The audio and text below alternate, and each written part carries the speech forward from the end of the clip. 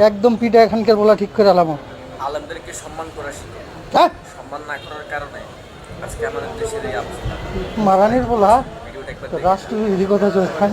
একদম পিঠা লোলা গেলাম।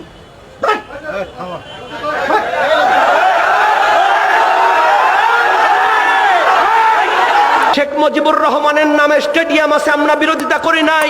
শেখ মুজিবুর রহমানের নামে স্যাটেলাইট আছে, বিরোধিতা করি নাই।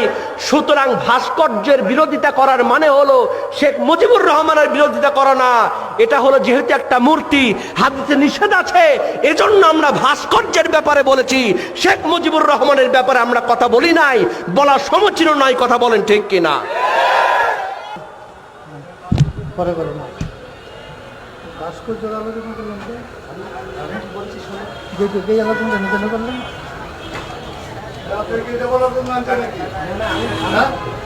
মানে অনেকেই ওরেন একটা কানাপট্টি গরম করে এলাম ওর বান্দির বাচ্চা।